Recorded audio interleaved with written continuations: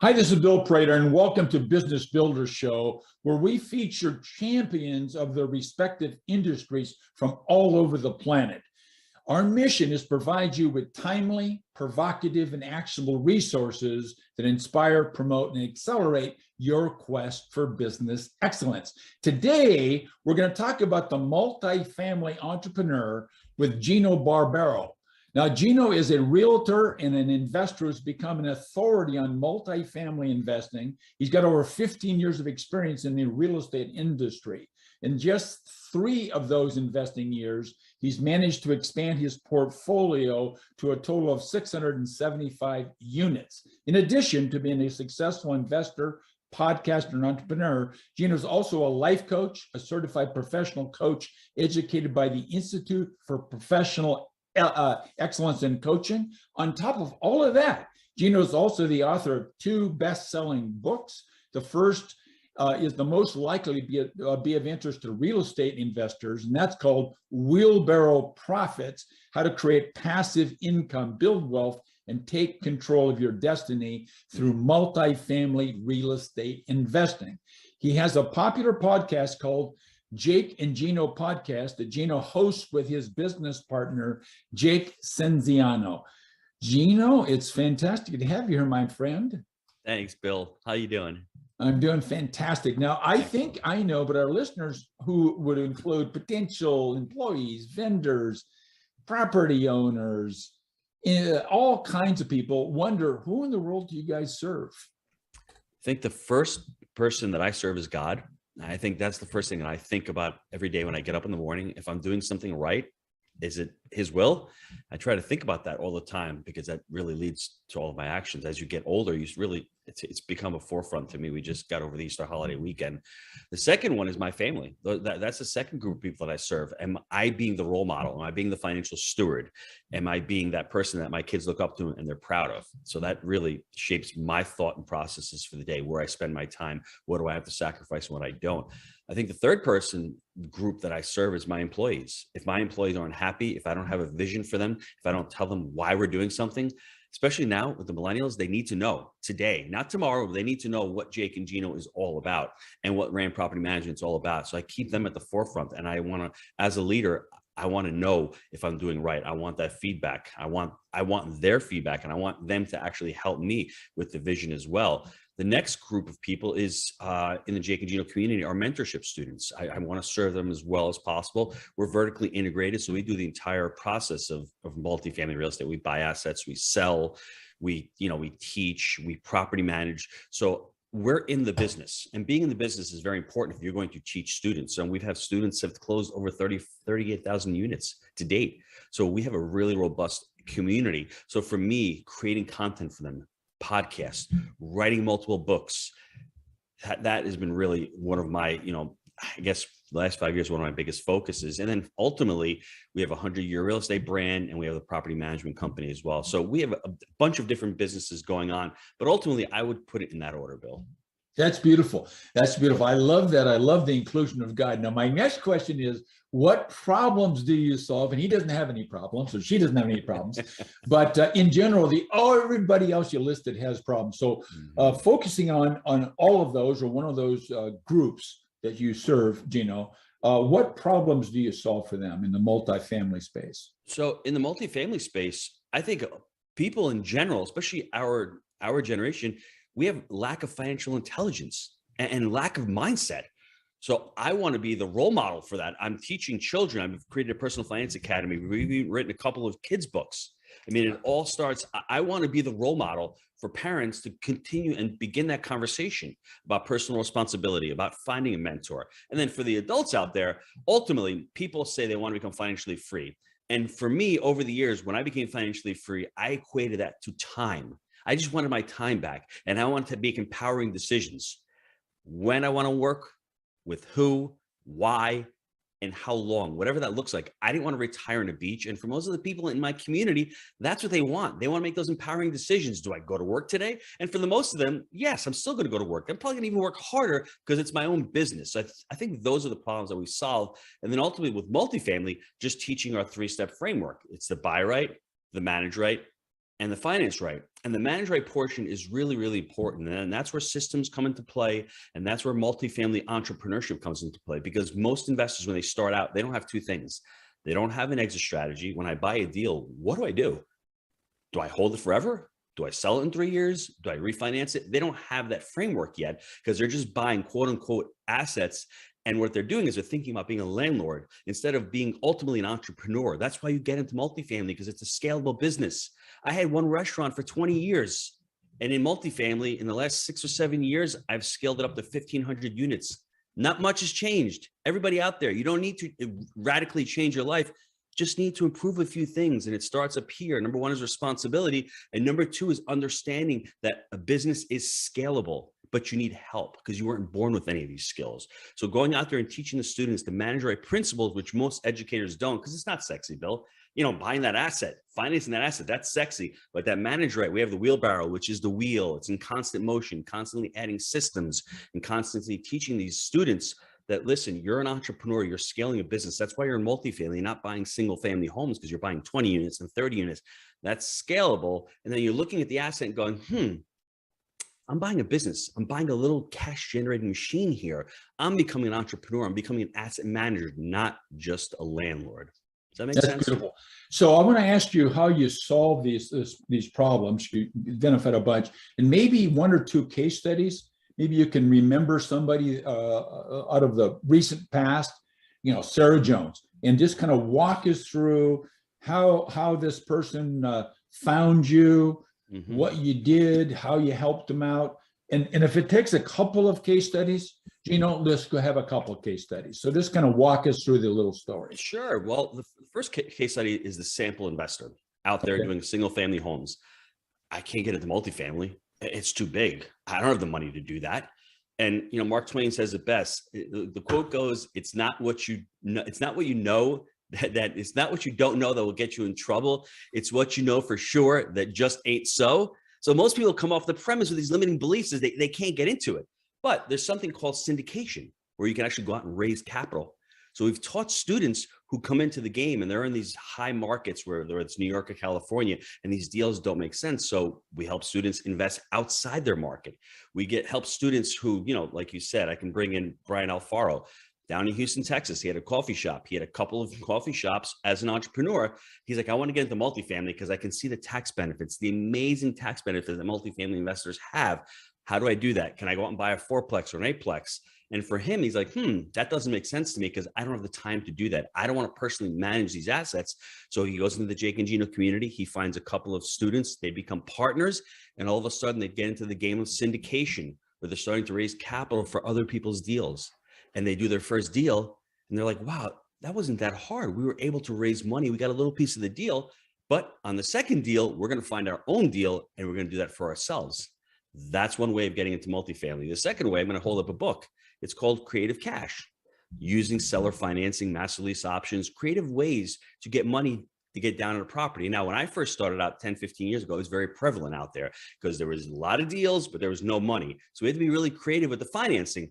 But a lot of properties nowadays, as you see, interest rates are going up and debt is pulling back a little bit. These techniques are going to come back for sure. So we've had a lot of students who've used creative financing as part of the down payment to put down on a property. And the list goes on and on. We've had students who've come on with 100 units and they're a total mess. They have no systems. I actually had a student last month say to me, I don't know how much money I'm making on my properties. I said, Chad, that's a big problem. You keep buying deals, but you don't know how much money you're making. Let's teach you the property management systems, whether it's a weekly pulse, our cadence of accountability, getting on with property managers every week. Let's start talking about quarterly priorities. Let's talk about systems. Let's talk about sending out a weekly pulse every week with our key performance indicators. Because if you can't measure it, then you can't manage it. And if you can't manage it, whether you're making money or not, you don't have a true business and it's not scalable that way. So we really test all gamuts, whether somebody's starting out new, somebody has experience. For us, we just want people to understand that multifamily is an entrepreneurial venture. Don't make the same mistakes that Jake and Gino did at the beginning of the I'm a mentality. I'm gonna do this and I'm gonna do that. It's okay to be IMA for the first 2 or 3 deals, but then after that, IMA gets burned out. And IMA has to lose that old identity and really take that new identity of becoming that multifamily entrepreneur. Well, I love that multiple family entrepreneur differentiation that you're making versus multifamily investor. Mhm. So that gives me a little bit of indication how you're going to answer the next question. But you're in a extremely competitive market of all these, if you will, experts that are saying, come to me and I'll teach you how to do this. How do you and Jake differentiate yourself vis-a-vis your competition, Gino?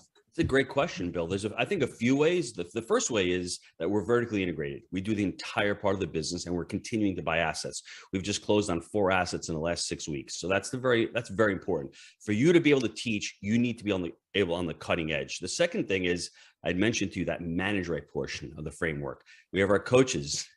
We have our property managers as coaches. So the students have access to all of our systems in the property management side of it, because we don't want students just buying deals and then they can't implement those systems.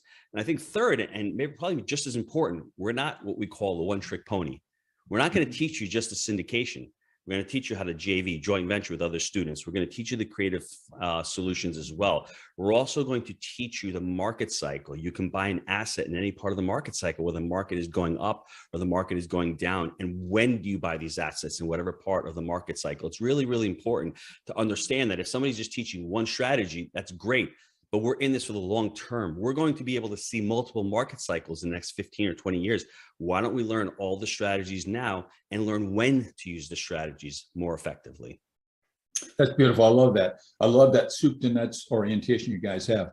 I think, Gino, that I have, and I believe our listeners now have a pretty darn good understanding of who you serve, how you solve problems. You gave me 2 great examples: brand new person with a coffee shop, somebody with 100 units already, beautiful case studies. You told me how you differentiate yourself from your competition. I totally get it. So what I'd like to do is kind of graduate or move on, Gino, to how you went about building your business. What were the milestones? What were some of the successes? What did you learn from the successes? What were some of the failures that you had? What'd you learn from the failures? And if you want, Gino, go back and start with your restaurant business, if you like, or just start with Jake and Gino, but your choice. So tell us about your journey, your story. Bill, how much time you got here? Because I'm an older man. I got 6 children here. So really important. This is important for everybody, because for me, in 2007, my father passes away, and I've been at the restaurant. I've been working with him since I was 8 years old. So at that time, I'm 38 years old, and I just love the restaurant business. But at that point, I was at a crossroads. And I think everyone at this moment really needs to think to themselves what Stephen Covey talks about. Start with the end in mind. What do you want your life to look like at the end? And I really never did that, because I would just assume that, hey, I'd be working with Dad forever. I love the restaurant business. But that was my point where I said, am I building my dream, or was I building my dream with my father? And at that time, the Great Recession just changed a lot of things for a lot of people. And for myself, I'm working harder and I'm making less. So I read the book by, T. Harv Eker, Secrets of the Millionaire Mind. And I'm like, wow, he's really a jerk, but he's right. Because I was looking at from my perspective, and I'm like, all these people are making tons of money, but I'm not. What are they doing? And I think ultimately, if you're responsible for all of your actions, you will ultimately become successful. And that's what I decided to do in 2008, to become ultimately successful. I needed to take responsibility for every action, stop making those excuses. I met Jake in 2009. In 2011, Jake moves down to Knoxville, Tennessee. It takes us 18 months, everybody. Not 1 month or 2 months. Trust the process. 18 months to find that first deal. I understood what my why was, and I understood that I wanted to leave the restaurant and get into a scalable business. I didn't want to fix and flip homes. I already had a job. That's why I jumped directly into multifamily. I could do it part-time. So in 2013, we closed on our first 25-unit property. 3 months later, we closed on our second unit. There is the power of momentum. All of a sudden, you've done it once. Behaviors are belief-driven. I can do it again.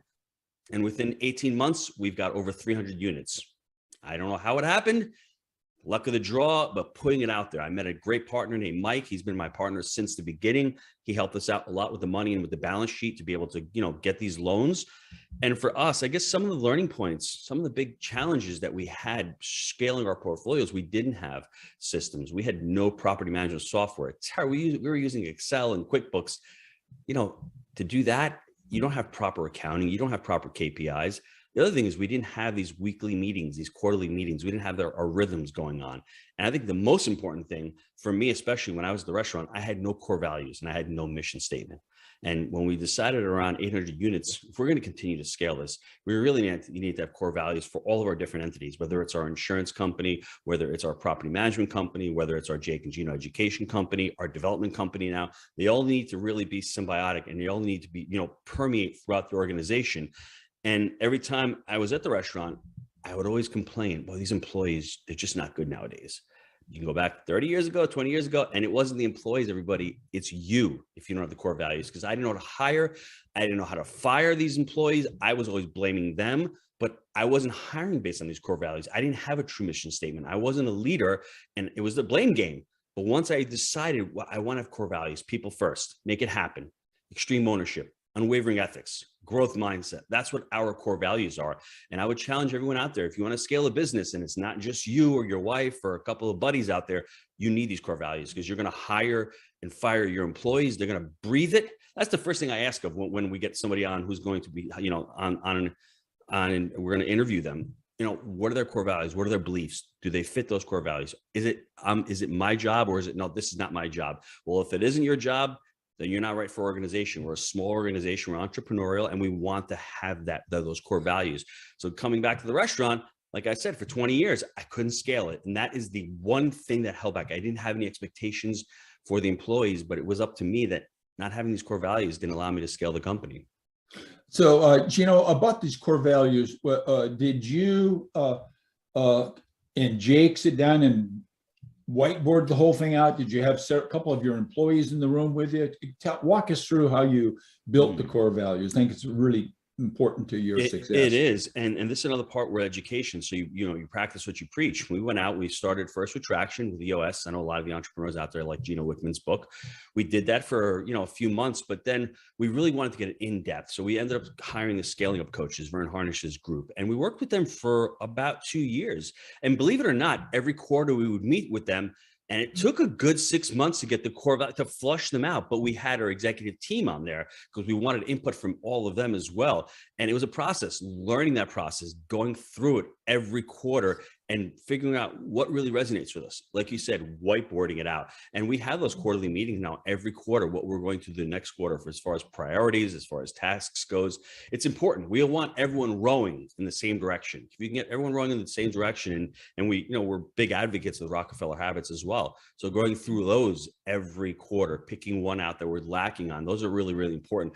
But I challenge everyone out there, if you're in a scaling up situation where you've got 100 units, 120 units, or you're in any business at all, you need to get some type of scaling up coaching. There's so many of them out there. And it's something where it's a mind shift. It really is, because you think you need to do it all, and you can't do it all. There's two things we need to leverage. We need to leverage other people's money in real estate, which is really important, but we need to do what Bezos and what Zuckerberg, what everyone else who's superiorly amazing in business is. What they do is they leverage other people's time. And by doing that, hiring people to help you do stuff is what really is crucial for you to be able to scale an organization. So can you think back at some failures that popped out during this 15-year journey of yours, and what you learned from one or two of those failures, Gino? Bill, I think one of the things that stands out the most, especially when you're scaling up, is not hiring quick enough.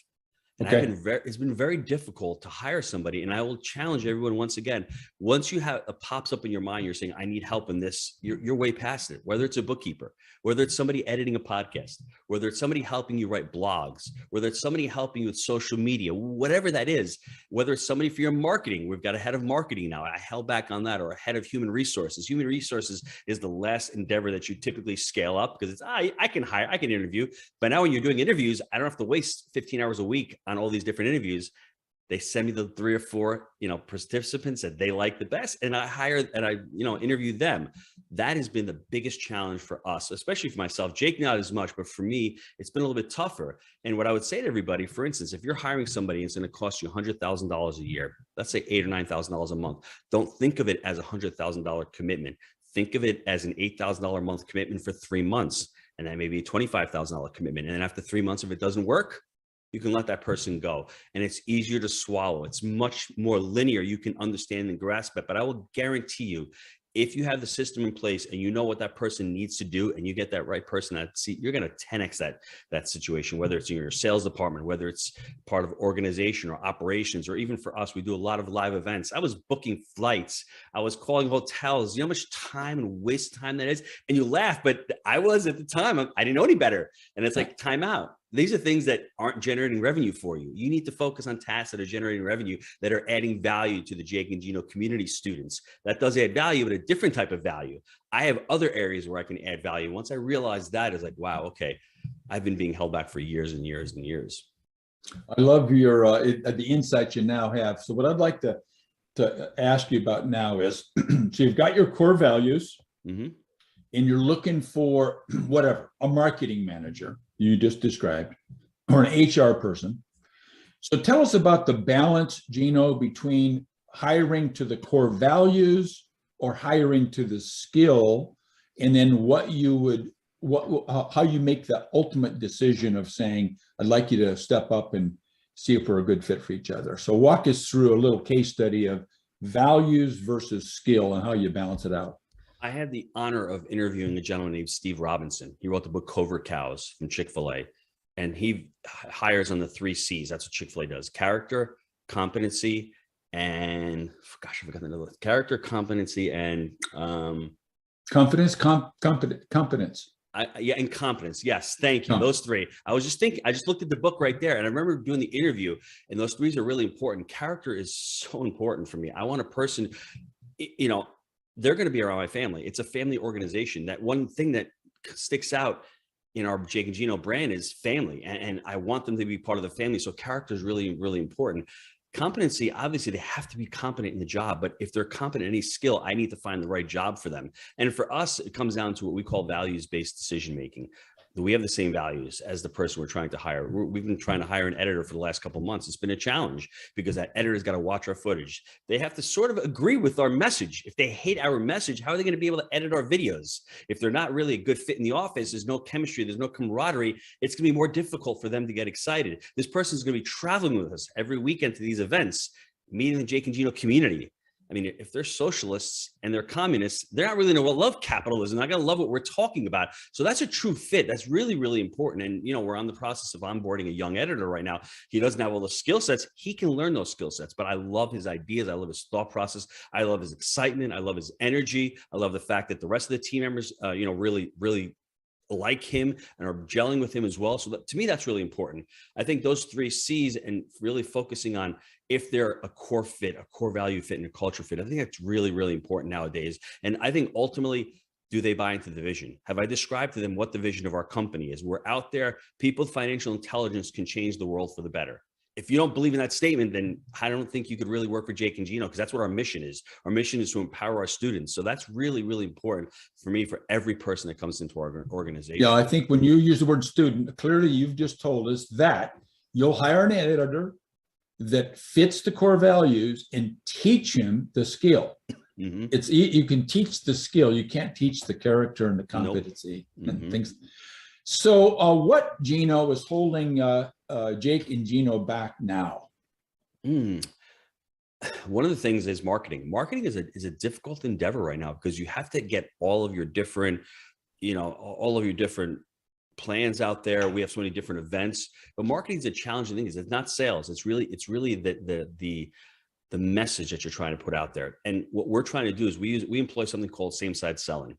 We're not out there. We're not trying to cast a wide net and trying to get it. We're really trying to qualify the prospect that's going to fit our brand. We do the same thing with our students. Every single one of our students, we make sure they go through a goal setting exercise. We make sure that they invest time before we get on a call with them. And when our sales team gets on the call with them, they're prepared and they understand what the process is like. So to get that type of qualified prospect and be able to make an investment into their education, they have to have the right mindset. So not just putting marketing out there where, hey, I'm driving a Lamborghini, and you're going to attract that type of individual. We don't want that. So to continue to you know, get that marketing message properly and get it in front of as many people as possible, that's probably been the biggest challenge for, I think, the vast majority of businesses, but for us as well.